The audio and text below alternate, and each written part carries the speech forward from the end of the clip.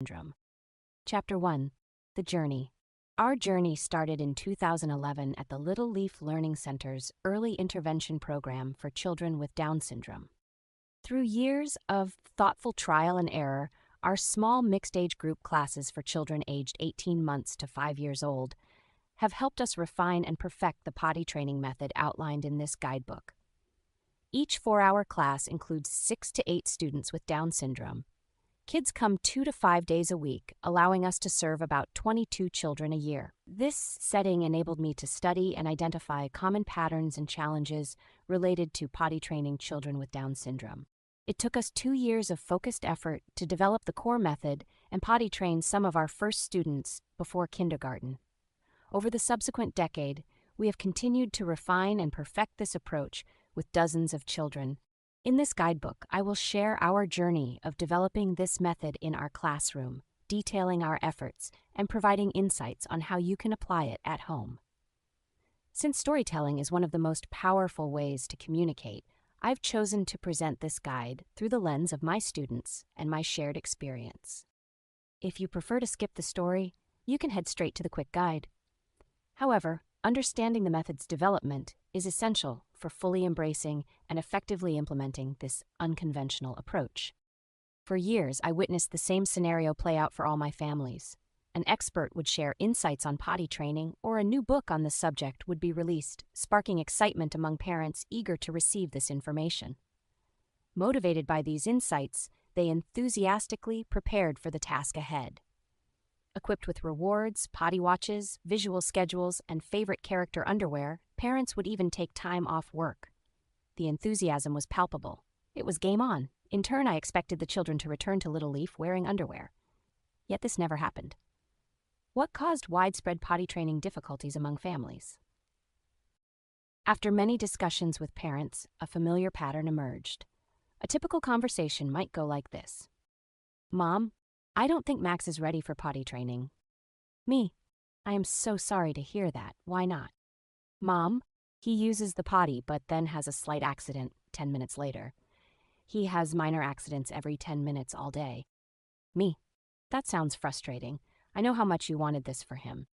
2 key themes emerged from these conversations. Parents often concluded their child wasn't ready, and children had minor accidents between trips to the bathroom. After hearing the same concern from countless parents, I began to wonder how I could help. So in 2013, I made it a goal to help parents send their children to kindergarten potty trained. I turned to my usual routine: prayer, meditation, and extensive reading. Despite all that reflection and research, one persistent question remained. Could children with Down syndrome have weak bladders contributing to those frequent accidents? Back in 2013, resources on this topic were sparse. But understanding how hypotonia, low muscle tone, affects their bodies, and sphincter muscles, the muscles that control opening and closing the bladder, a weak bladder made sense to me. However, in 2017, research emerged that sheds light on the issue, guiding our understanding and approach. One particular study focused on incontinence in individuals with Down syndrome.